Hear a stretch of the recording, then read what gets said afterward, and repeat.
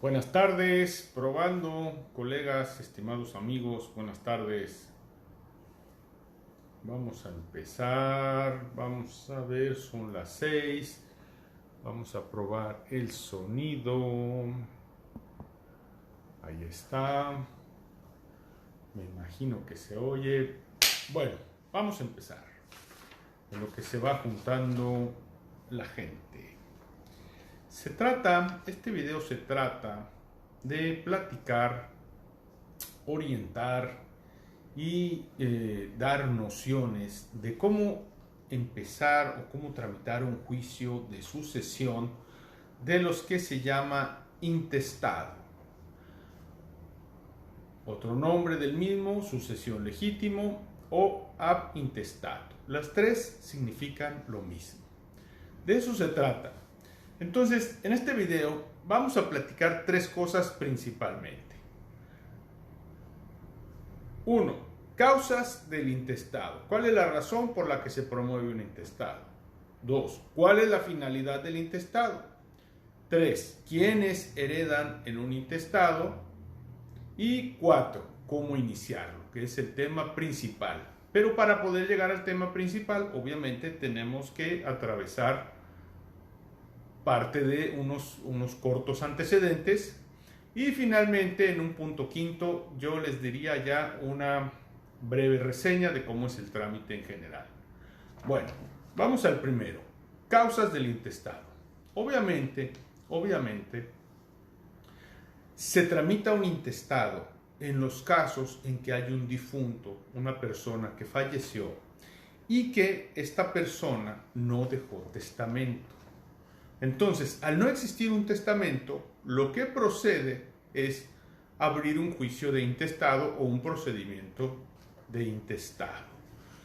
El objetivo de este juicio de intestado es que los bienes de la persona que falleció, del difunto, sean adjudicados, repartidos, transmitidos a sus herederos. Ahora, en el caso de un intestado, los herederos son los que están señalados en la ley. El legislador, interpretando o creyendo interpretando lo que sería la voluntad del testador, del difunto, de la persona, entonces hace un señalamiento de a quiénes corresponden los bienes de la persona que fallece, porque algo importante es que los bienes siempre tienen que tener una cabeza y una representación, es decir, no deben de existir bienes sin propietario, en términos generales. Entonces, la finalidad del intestado es que los bienes que eran del difunto se trasladen a sus herederos, su esposa y sus hijos o los herederos que correspondan. Más adelante vamos a explicar quiénes podrían ser los herederos. Es más, de una vez, ¿para qué lo dejamos para después? ¿Quiénes son los herederos o quiénes pueden heredar en un intestado? Bueno, en primer lugar, heredan los hijos. Se considera, ya se los dije, que el legislador interpreta que la persona dejaría las cosas a sus hijos. Entonces, en primer lugar, en un intestado, la ley dice que heredan los hijos. Al mismo tiempo, o en segundo lugar, aquí saludo a la licenciada Maritza. Buenas tardes, licenciada. Me da mucho gusto saludarla. En segundo lugar, estaría la esposa del difunto o el esposo, sea el caso que sea hombre o mujer, ¿no?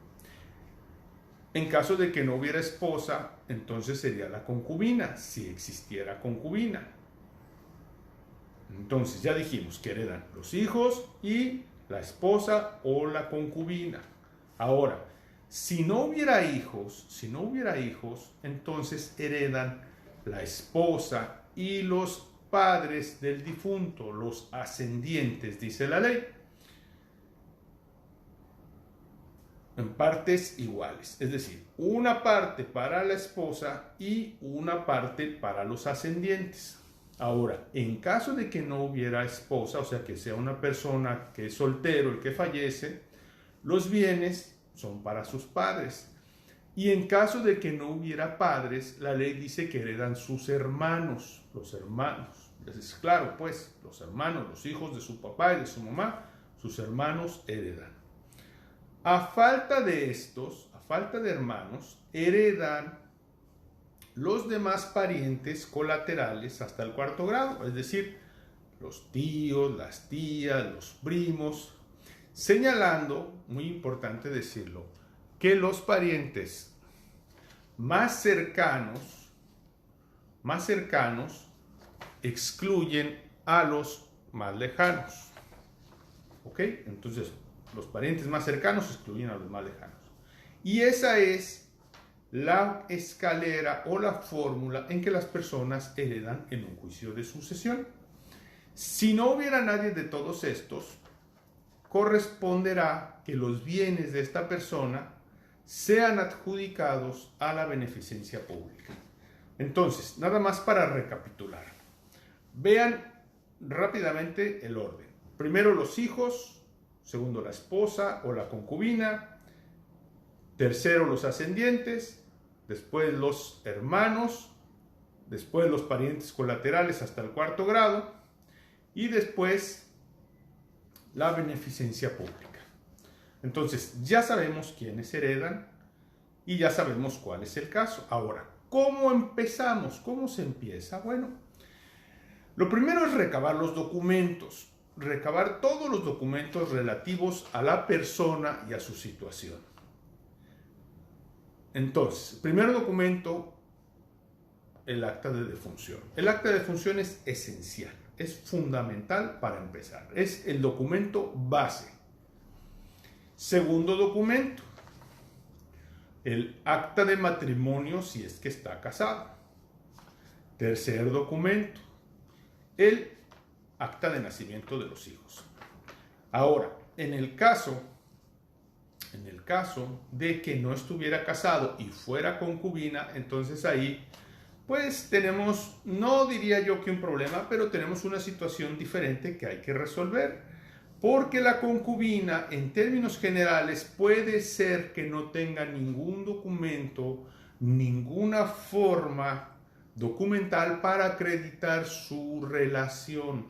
Entonces, esa relación, o sea, su derecho a heredar y la relación, la vamos a acreditar en una audiencia mediante una información de testigos. Es decir, que van a comparecer testigos y van a decir que reconocen que el señor vivía con la señora por tanto tiempo y que vivían públicamente en el mismo domicilio como marido y mujer. Así es. Entonces, siguiente, los actas de nacimiento de los hijos. Estas son indispensables. Entonces, nada más recapitulando. El acta de defunción, y el acta de matrimonio y el acta de nacimiento de los hijos. Las actas de nacimiento son indispensables. Sin ellas no se acredita el parentesco, la familiaridad con el difunto. Y si no logramos acreditar eso, entonces no hay razón para que el juez conceda a una persona la transmisión de los bienes. Porque dijimos, acuérdense hace un rato, que la finalidad de un juicio es transmitir los bienes que eran propiedad del difunto, se van a transmitir a otras personas que son sus herederos de acuerdo con lo que dice la ley. Entonces, ese es el punto importante de la finalidad. Bueno, una vez que tenemos los documentos, yo siempre sugiero revisar con mucho detenimiento las credenciales, por ejemplo, de las personas que son sus hijos. Las credenciales, me refiero al INE o al IFE, y revisar que las actas de nacimiento correspondan exactamente los nombres con el acta de defunción. Si ustedes se acuerdan, en cada acta de nacimiento dice quién es el padre del niño, quién es la madre y quiénes son los abuelos. Bueno, esos nombres que están escritos tienen que estar exactamente iguales a como está el acta de defunción, a como está el acta de matrimonio. No debe de haber variación. Si hubiera alguna variación, hay que corregirla. Dependiendo del lugar donde ustedes se encuentren o estén haciendo el trámite, la corrección puede hacerse en el mismo escrito del intestado o a veces tienes que hacer un procedimiento judicial previo o una información notarial para demostrar que la persona que dice el acta de nacimiento es la misma persona que resulta ser el hijo del difunto. O por ejemplo, la esposa del difunto. Miren, es muy común, a mí me ha pasado, lo he visto varias veces, que por ejemplo las mujeres que tienen dos nombres, uno de sus nombres no les gusta y entonces no lo usan. En lugar de usar sus dos nombres, por ejemplo, no sé, digamos, Georgina Eulogia, entonces nada más usa el Georgina y se quita el Eulogia y nunca lo usa.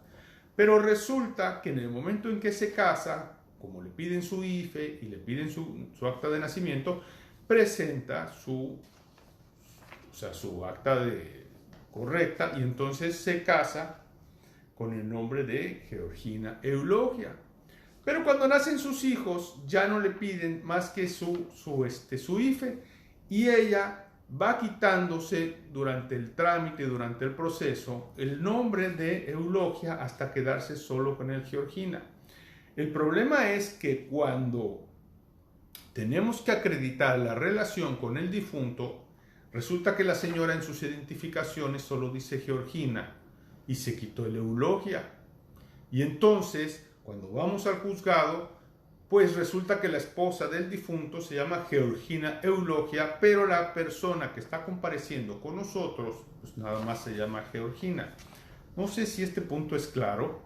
Lo que estoy tratando de decir es que si esa situación de los nombres es confusa, se trate de resolver antes de las audiencias, pues por otros medios.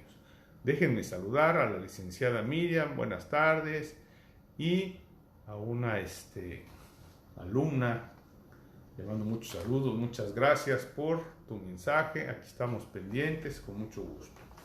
Bueno, eso en cuanto hace a las identificaciones y a las actas. El mismo caso hay que aplicarlo respecto a las escrituras de los bienes.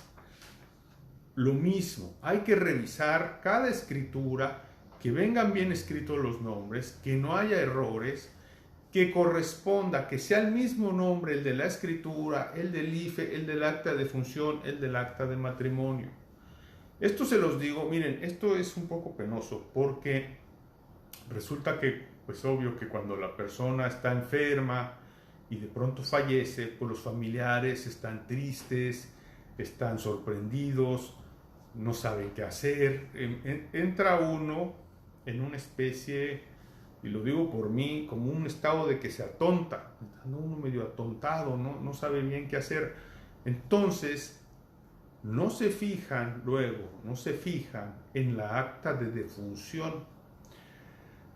Y si el acta de defunción está mal con un nombre, ya lo expliqué, entonces todo va a estar disparejo porque resultará que el difunto no es la misma persona que tenía las propiedades. Un segundito, por favor. Aquí en Tabasco esto la verdad que los jueces lo resuelven de una manera muy sencilla, porque uno en el proemio dice la señora Georgina Eulogia, viuda de Sánchez, por ejemplo. También conocida como Georgina de Sánchez. También conocida como Georgina y su apellido de ella, de Sánchez. Y el juez aquí te lo vale. Pero en la Ciudad de México no te lo vale. El juez no te lo vale. Tiene que ser una concordancia perfecta entre los nombres. Entonces ya dije los nombres de los herederos, el nombre de la esposa, el nombre de la concubina. Bueno, El trámite se inicia entonces con un escrito que se llama denuncia de la sucesión intestada. En ese escrito se presenta, voy a dar dos supuestos, se presenta por uno de los herederos o por la esposa, y ese señala quiénes son los otros herederos. Si los conoce, puede señalar quiénes más son herederos. Lo puede firmar una persona, ese es el primer caso, que señala y dice, pues son la esposa del de Cuyos era fulana de tal, con domicilio en tal parte. Otros herederos son mis hermanos, fulano, sutano y mengano, con domicilio en tal parte, para que el juez los notifique. Ese es un supuesto. El segundo supuesto es que todos los herederos, la esposa y los hijos, los hermanos, pues firman el mismo escrito y lo presentan al tribunal. Es mucho mejor hacerlo así, pero a veces no se ponen, ya desde ahí no se ponen de acuerdo. Ya desde ahí puede ser que ya hayan empezado los problemas. Ya desde el momento en que alguien quiere tramitar el juicio, hay otro que no lo quiere tramitar, hay una hermana que está ofendida porque dice cómo es posible que mi papá no tiene ni 3 meses y ustedes ya se están peleando las cosas. Hay muchos supuestos, ¿no? Hay muchos criterios, muchos modos de pensar, y bueno, obviamente que nunca falta, disculpen la palabra, el gandalla, ¿no? El hijo o la persona que siendo heredero va y dispone, va y toma todo, agarra los coches, toma posesión de los inmuebles, habla con los inquilinos, si tuviera un rancho se presenta, cuenta las vacas, empieza a hacer todo como si fuera el dueño. Nunca falta. Ese es el problema con los intestados. O sea, la ley es muy clara señalar quiénes son los herederos. La ley lo dice. Sin embargo, ellos, pues cada quien la interpreta en su amplio criterio, ¿no? Y cada quien dice, es que mi papá a mí me dijo que me iba a dejar tal cosa, es que a mí mi papá me dijo que me iba a dejar tal otra cosa, y entonces ahí empiezan cada quien a disponer, a agarrar lo que puedan. Bueno, se presenta el escrito, ya dije, con el acta de defunción, el acta de matrimonio, el acta de nacimiento, y en ese escrito pues se hace mención quién es la persona, ya dijimos de los herederos, su domicilio, y se pide que los notifiquen. Luego se dice en los hechos pues el nombre del finado, que resulta con fecha tal, falleció el señor tal, quien resulta ser el padre, hecho número 2, le sobreviven o se casó con tal persona, hecho número 3, tuvo tales hijos, fulano, mengano, sutano, todos los hijos que te haya tenido, ¿no? Miren, ahí quiero hacer un paréntesis. Yo siempre recomiendo que pongan a todos los hijos, porque a veces, ya saben, la gente, pues, yo no la juzgo, ¿no? Cada quien su vida. Pero muchas veces la gente tiene unos ciertos odios en contra de sus medios hermanos, o en contra de la última esposa de su papá, o en contra de la concubina, o lo que sea. Y entonces optan por tratar de esconder la herencia o tratar de esconder los herederos. Entonces van con uno como abogado y no te dicen la verdad, no te dicen que el señor no se divorció, pero ya tenía otra señora, que tenía 5 años viviendo allá y que tiene 2 hijos, y entonces uno se va con lo que te dice el cliente, los documentos, los nombres de los herederos, y después resulta pues que aparecen, ¿verdad?, los otros 2 hijos, porque estos niños pues tienen derecho primero a una pensión alimenticia y segundo a heredar. Entonces, yo siempre recomiendo que pongan a todos, porque aunque no los pongan, aunque se adjudiquen la herencia, después estas personas pueden demandar. Tienen 10 años para demandar. Fíjense, 10 años la prescripción para demandar la entrega de su herencia.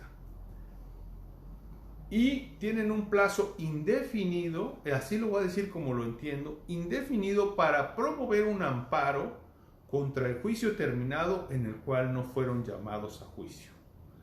Y ahí no podría yo decirles que si pasan los 10 años el amparo no proceda, porque el término del amparo son 15 días a partir de que la persona se entera.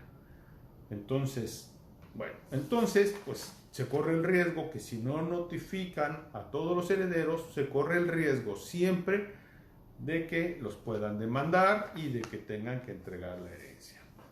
Bueno, entonces en ese hecho se ponen los herederos, luego se pone, si se puede, una lista breve de los bienes más importantes del difunto. Los bienes inmuebles, los vehículos, si tuviera, se llaman semovientes, las joyas, las cosas que sean importantes. Es decir, los créditos, y por créditos me refiero a que si el difunto, alguien le debía dinero o el mismo difunto debía dinero a alguien. O sea, créditos a favor o créditos en contra, como acreedor o como deudor. Lo que se conozca, lo que se tenga a la mano, eso no es importante agotarlo. Es una lista provisional de bienes y se va a adjuntar, si se tiene a la mano, igual una copia certificada pues de las escrituras. Si no se tiene, no pasa nada, no, porque hay un momento posterior para hacerlo, entonces no pasa nada. En este momento solo es provisional. También se pone esto porque en alguna medida, posteriormente, en el mismo escrito, se le puede pedir al juez el aseguramiento de los bienes. O sea, se puede pedir que se pongan, por ejemplo, en posesión a la cónyuge supérstite, para evitar que terceras personas, aunque sean los herederos también, que los herederos o terceras personas, pues hagan mal uso de los bienes. Es decir, que los dilapiden o simplemente pues que se los queden, que los oculten y traten de quedárselos a la mala.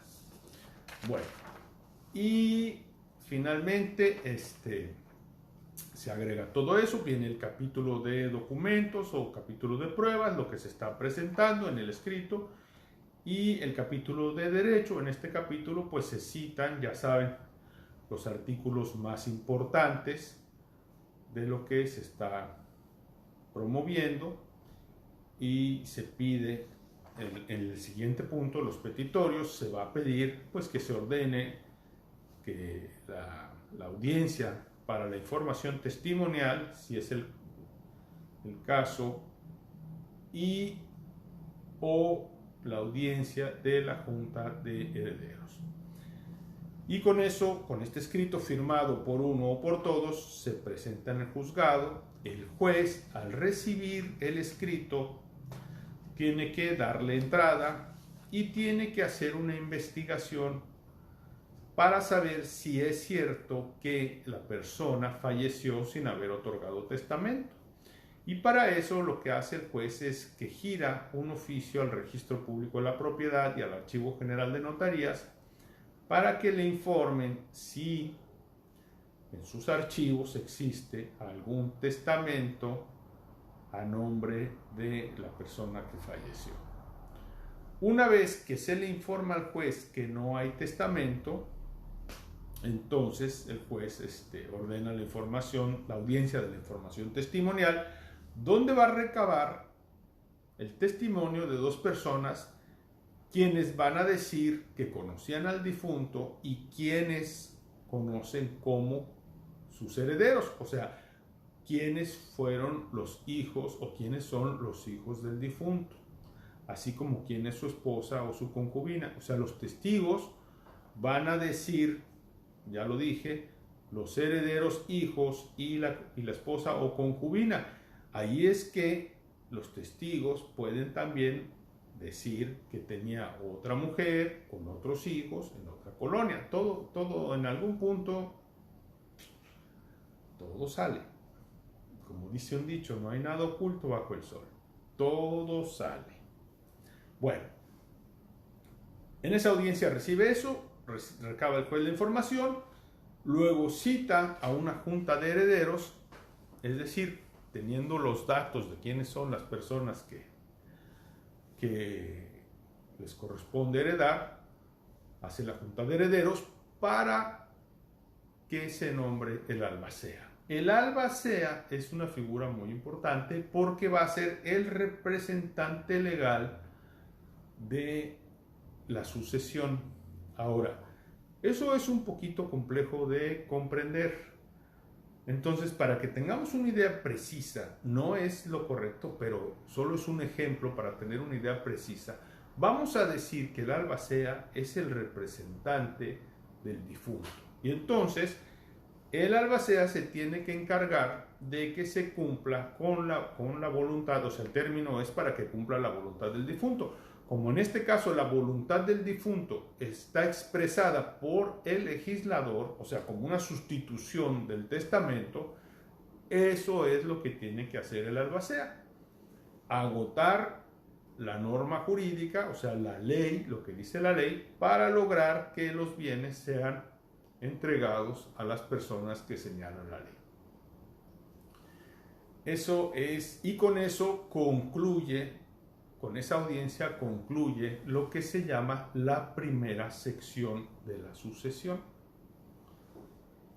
que desde mi juicio es la más importante, ¿no? Porque ya se descubrió quiénes son los herederos, ya se descubrió cuántos son, ya se descubrió la esposa y ya se les reconoce el derecho, y a partir de ahí ya como herederos ya pueden considerarse parte de la sucesión. El albacea puede ser cualquiera de los herederos.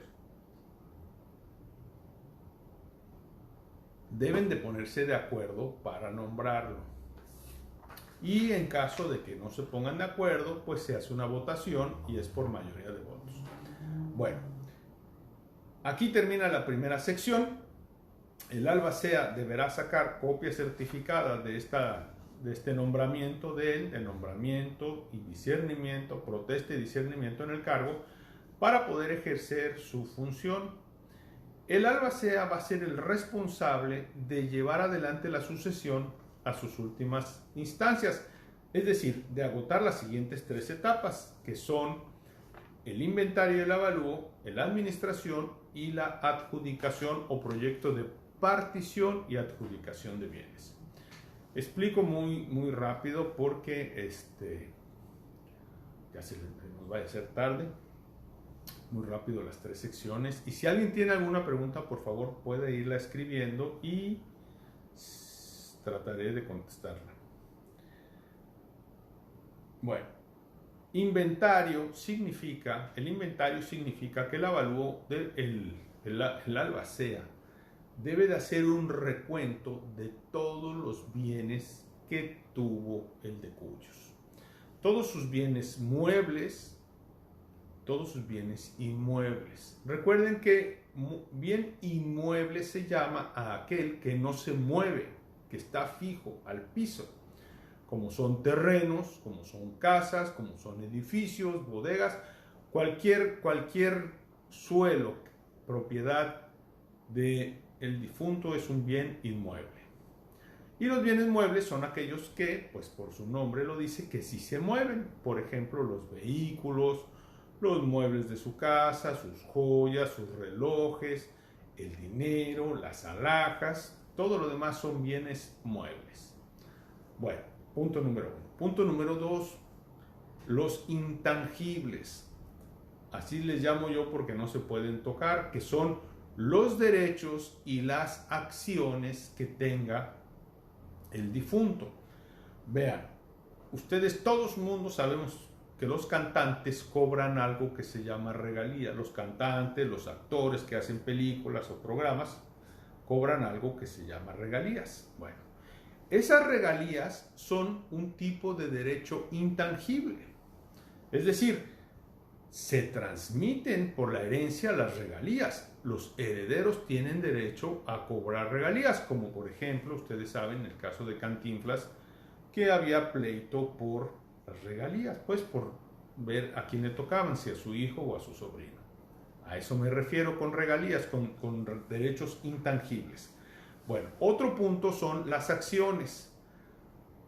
las acciones o los créditos de, por ejemplo, si el de cuyos, el finado, tenía participaciones en empresas, era socio de sociedades anónimas, de cualquier clase de sociedad, y tenía acciones, bueno, esas acciones también se van a heredar. Ahora bien, la misma palabra, pero por favor no se confundan, desde un punto de vista procesal jurídico, la acción es el derecho de ejercitar en juicio para reclamar algo. Okay. Ahora, si el difunto tenía acciones jurídicas que reclamar, los herederos pueden también distribuirse esas acciones y adjudicárselas. ¿A qué me refiero? Por ejemplo, que el difunto hubiera comprado una casa con un contrato de compraventa y la persona que le vendió la casa no se la entregó y no compareció a firmar escrituras, entonces el de cuyos, o sea el difunto, tiene que demandar el cumplimiento de ese contrato. Todavía no tiene el bien porque, como dije, no lo pudo inscribir en el registro público. Entonces hay que demandar a esa persona. Ahora, obviamente que estamos peleando un derecho y que ese derecho se expresa, en algún momento se expresa en un valor patrimonial, es decir, en dinero. Entonces, eso se llama una acción. Y esa también se transmite a los herederos, también es parte del inventario. Entonces ya dijimos que los intangibles son las regalías, sus acciones de empresas, sus acciones de juicios que ejercitar. Todo eso tiene que incluirlo el avalúo, ay Dios mío, voy a dar un golpe delante de la cámara. El albacea en el inventario. Asimismo, y finalmente, las deudas que tenga el de cuyos. Las deudas las debe de poner en el inventario porque en algún momento se van a restar de los otros bienes. Todo ese conjunto de bienes se llama masa hereditaria y el juicio de sucesión se dice que es universal porque comprende el 100% de las propiedades, posesiones de una persona. Es decir, el total de sus propiedades. Por eso es un juicio universal, comprende todo su universo patrimonial, incluyendo sus deudas. Y sus deudas pueden ser económicas o pueden ser, por ejemplo, pensiones alimenticias, hijos a los cuales tienen que dar alimentos. Digo, son deudas económicas también, pero su origen propiamente no es de un trato comercial, sino es de una relación filial. Bueno, siguiente punto que tiene que agotar el albacea se llama, la tercera sección es la de administración. Esa sección de administración lo que tiene que hacer es, ahora sí que una lista de las cuentas, tiene que hacer cuentas, es decir, cuántos ingresos ha tenido, cuántos egresos, los gastos, las deudas mortuorias, el funeral, todo eso que se hayan gastado los deudos en el momento de la defunción, todo eso va al cargo de la sucesión, o sea, de la masa hereditaria. Entonces el albacea presenta los impuestos que se han pagado, los prediales y los ingresos. Se cobraron rentas o no se cobraron. Todo el universo de cuentas lo tienen que presentar. Tal como una persona, como ustedes, llevan su contabilidad diariamente, semanalmente, mensualmente, ¿no? Y presenta ese balance al juzgado. Ese balance el juez lo tiene que hacer llegar o dar vista, se dice, a los demás herederos. Dar vista a los herederos para que estos manifiesten su conformidad o su inconformidad. Se entiende que si no manifiesta nada es que están conformes. Nada más un paréntesis, en la sección anterior, en la segunda, dijimos que era inventario de avalúo. El avalúo no lo hace el albacea, lo hace un perito. Pero el albacea debe encargarse que se presente el avalúo, inventario y avalúo. Bueno, entonces nos regresamos a donde estábamos, la tercera sección. Una vez que se cierra, que nadie dijo nada o que se objetó y finalmente se aclararon las cuentas, ya pasamos a la cuarta y última sección, que es el proyecto de partición y adjudicación. Se llama partición porque evidentemente los bienes tienen que partirse entre el número de herederos que haya. Entonces el albacea hace un proyecto, o sea, el proyecto es una idea de cómo repartir las cosas y luego los herederos pueden mejorarla, esa idea, modificarla o proponer otra. El caso es que, como dije, el juez tiene que enseñarle ese proyecto a todos los herederos para que ellos digan si están de acuerdo o si tienen alguna idea, una modificación, lo que sea. En el caso concreto que en un punto se tiene que aprobar, pues se tiene que terminar el juicio. Y una vez que se da por terminado y que se señala qué corresponde a cada uno de los herederos, entonces el trámite final, ya, o sea, en el juzgado ya se acabó y el trámite final es mandar todo al notario para que el notario haga una escritura pública correspondiente de la propiedad que a cada uno ha correspondido. Es decir, dicho de otra manera, cada uno de los herederos tiene que sacar sus escrituras para que quede constancia, pues ya de que los bienes están a su nombre.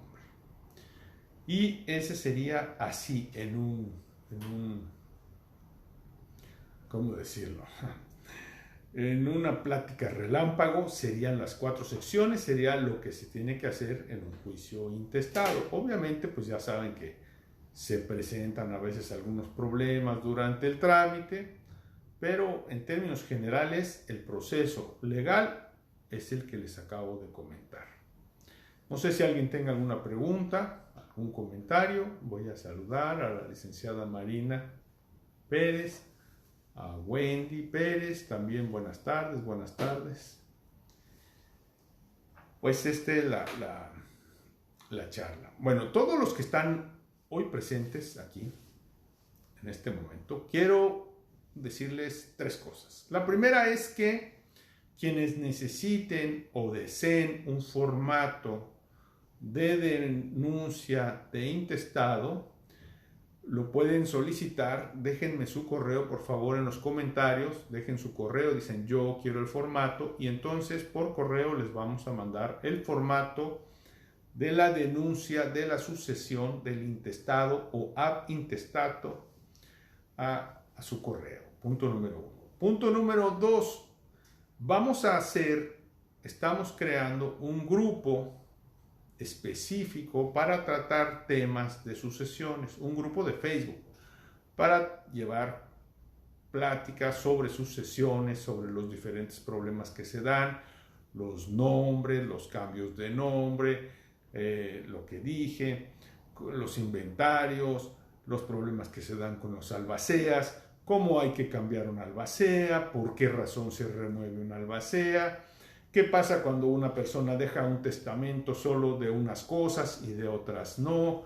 ¿Qué pasa cuando, y esto es horrible, pero se los tengo que decir, qué pasa cuando alguien dice que el difunto fue obligado por uno de sus hermanos o hermana a firmar todo porque lo tenía como secuestrado, que no dejaba ver a la familia y que lo manipulaba y que quiere demandar ahora la nulidad del testamento?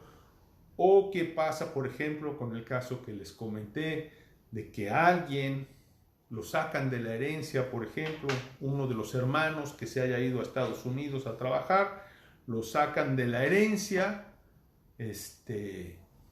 no lo consideran, se distribuyen todo y un día viene y se entera que ya se lo llevaron al baile. Entonces, ¿qué se puede hacer ahí? Bueno, pues procede ahí un juicio de petición de herencia, ¿no? Entonces también quienes quieran participar en el grupo, pues vamos a abrir ese grupo para abogados, para personas que pues quieren aprender a llevar asuntos de sucesiones, los cuales desgraciadamente en estos momentos se vuelven muy importantes, pues debido a tantas personas que lamentablemente están siendo atacadas por el virus. Entonces esas personas necesitan ayuda, necesitan sus trámites, necesitan que abogados los representen y los ayuden. Muchos casos, por ejemplo, sobre todo de concubinas que no tienen documentos, fallece el señor y luego no pueden cobrar una pensión en el seguro social o en el lugar donde trabajaba el señor porque no pueden demostrar que tenían una relación con el Señor, no lo pueden demostrar, ¿no? Y entonces, pues tienen el derecho, solo que el derecho está ahí volando por un buen tiempo. Entonces, esas son las cosas que vamos a tratar en el grupo. Vamos a ir platicando una vez cada semana, cada 15 días, algunos temas. La idea de los grupos pues es obviamente que alguien haga una pregunta y las demás personas pues tratamos de resolver su duda, ¿no? En la medida de lo posible. Y bueno, a veces algunas personas requieren abogado y ahí pueden encontrar. Y también, esto no sé cuándo, pero vamos a hacer un taller práctico donde vamos a enseñar cómo redactar estos documentos y cómo ir resolviendo cada uno de los problemas. Entonces, mi sugerencia para ustedes es que no se pierdan ninguna transmisión, que estén pendientes de nosotros, o bueno, ya si quieren dejar su correo y decir que les interesa cualquiera de estas tres cosas, pues con mucho gusto. Así es todo. Bueno, pues no sé si alguien tenga alguna pregunta, algún comentario, alguna sugerencia. La verdad es que les agradezco mucho su atención. Qué bueno que pudieron estar, qué bueno que un rato aquí escuchándome, escuchando a su servidor. Les reitero pues que mi actitud es para servirles, para comentar pues cosas que hemos aprendido durante la vida, ¿no? Sobre todo, y me da pena decirlo, pero sobre todo los errores que hemos pasado y que son los que nos dejan las experiencias, ¿no? El otro día estaba platicando con una abogada y decíamos, bueno, pues es que, ¿te acuerdas cuando la primera vez que vas a una audiencia, ay, Sagrado Corazón, cómo te maltratan y cómo el juez te hace como... Y uno, pues la primera vez que va a una audiencia está nervioso, no sabe qué decir, no sabe qué preguntar, el contrario te objeta y te pones nervioso, te enojas. Ese es síntoma inequívoco de que alguien es novato, pues es que se enoja. No es malo ser novato, novato, pues todos tenemos que pasar por ahí. De hecho, todos somos novatos en diferentes cosas, ¿no? Yo podría decirles que yo no practico, no sé derecho laboral. Si quisiera aprender algo hoy, pues soy novato en derecho laboral o igual en derecho marítimo. No es malo. Lo malo es no querer aprender. Ese es mi concepto. Bueno, pues me despido de ustedes, les agradezco. Mi nombre es Fidel Estrada Palma, estoy para servirles. Los que quieran los documentos, dejen su correo. Los que quieran integrarse al grupo, pues digan quiero meterme al grupo, y los que les interese un taller también háganmelo saber. Pues les agradezco mucho, no quisiera irme, pero ya no quiero agotarles su tarde. Entonces cuídense mucho, les agradezco y que Dios los bendiga. Hasta luego.